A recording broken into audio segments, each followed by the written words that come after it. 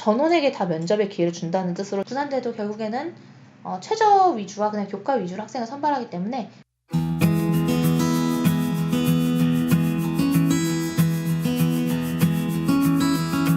안녕하세요. 입시 읽어주는 여자입니다.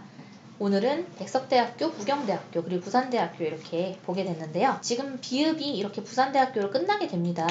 그리고 백석대, 부경대, 부산대는 셋 다 제가 좀 많이 보내고 있는 학교 중에 하나인데 그래도 지금 백석대랑 부경대는 C로 나왔어요. 그러면은 왜 이게 C로 분류됐냐면 이 학교에 대한 문의 자체는 별로 없다라는 거죠. 대신에 백석대랑 부경대 같은 경우에는 제가 정시 때, 정시지원 컨설팅 때 좀 많이 보내고 있는 학교이기 때문에 이 학교가 수시대 어떻게 하는지도 좀 꼼꼼히 보고 있는 중입니다.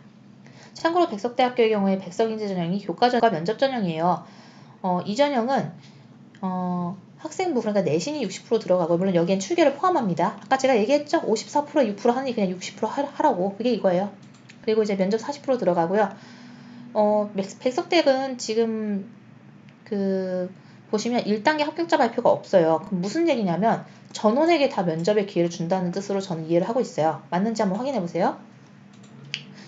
그리고 여기 보시면 교과 전형, 일반 전형이 있는데 항공 서비스 전공만 면접을 본다고 합니다. 나머지는 그냥 교과 전형이고 최저는 없는 그냥 교과 전형. 백석대도 보시면 전혀 최저가 없어요. 그래서 교과 면접 전형, 최저 없는 교과이고 면접도 없는 전형, 그 다음에 학종 면접 전형 이렇게 보시면 되고 상위인재 전형 같은 경우에는 제가 뭐 5등급, 6등급도 보냈는데 크게 무리는 없었어요. 여기는 보면 7등급부터 감점폭이 크기 때문에 6등급도 뭐 간호학이 아닌 이상은 보내는데 크게 무리는 없었습니다. 그 얘기는 무슨 얘기냐면 여기도 나와야 지금 면접이 60%로 나오잖아요. 여기는 자소서의 반영 비율과 면접의 비용이 아주 높고 생활기록부가 썩 좋지 않아도 합격하는데 크게 무리가 없었어요. 면접일 같은 경우도 이제 한 1단계 합격 발표 나고 한 일주일 정도의 텀이 있었기 때문에 문의 주시면 저희가 도움드리는데 크게 어려움은 없을 것 같습니다. 그 다음에 부경대학교인데요. 부경대학교의 경우 지금 총 합산해보면 약 2,000명 정도를 선발하는 게 보일 거예요. 큰 학교라는 걸 알 수 있죠. 이 인원수를 꼭 한 번씩 더 해보는 걸 저는 권장하는데 1,000 미만의 학교들은 사실 제가 그렇게 집중하지 않는 학교들입니다. 1,000 이상은 돼야 어떤 누적치가 있고 통계가 나오는 거라고 저는 생각을 해요. 부경대학교의 경우 교과 최저 전형이 2개 있고 학종 면접 전형이 하나 있는데 사실 교과 최저 전형은 여러분이 교과와 최저를 맞추면 되는데 여기 있는 입결은 홈페이지에 나와 있을 테니까 이건 채워주시고요. 그 다음에 학교생활 우수인재는 611명인데 지방 학교들은 사실은 교과 최저 전형을 많이 해요.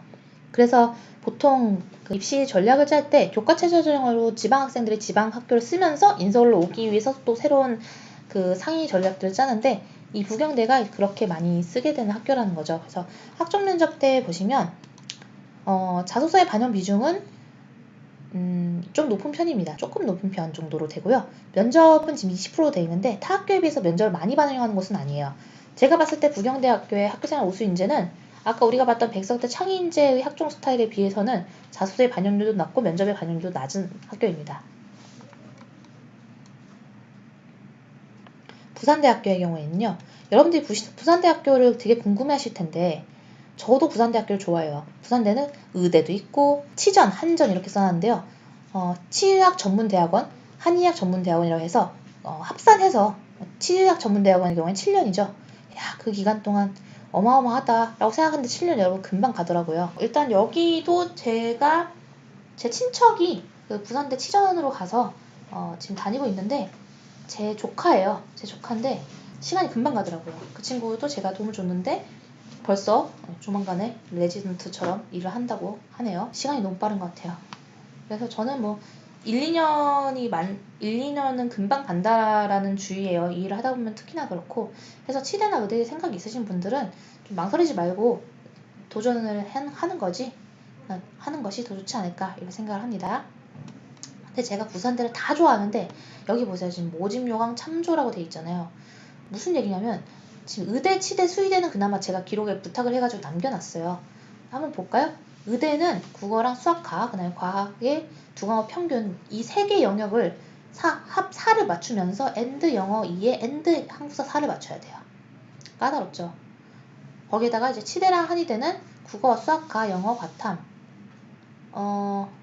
이 두 과목을 가지고 하나, 둘, 셋, 4개 영역인데요. 수학, 가를 반드시 포함하면서 3합 4를 맞추고 한국사 4를 맞추래요. 치대는 그래도 좀 낫네요. 근데 의대는 되게 까다롭죠.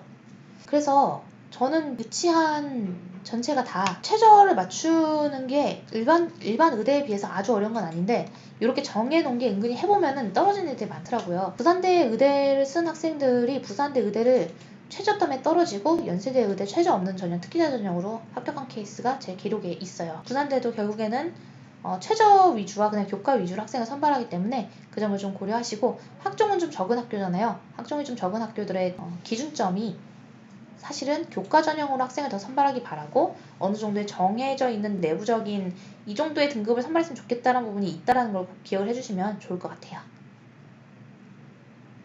그래서 부산대도 지금 보시면 면접을 보는 전형이 거의 없다 보니 저희가 도움을 드린다고 해도 거의 그 부산대 학종의 의대를 가지고 서류를 좀 도움을 드리거나 이런 정도였고요. 부산대학교는 문의는 많이 오지만 실질적으로는 저희가 도움드릴 게 아주 많지는 않을 거라고 올해는 그렇게 생각을 하고 있어요. 작년도랑 또 다르죠. 네, 그렇게 백석대학교, 부경대학교, 부산대학교에 대한 분석이 마무리됐고요. 여기 있는 최저들은 꼭 필요한 거 아니면 제가 되도록이면 읽으시는 걸 충분하다고 생각해서 넘어가도록 하겠습니다. 그러면 다음 영상에서 만나요. 안녕.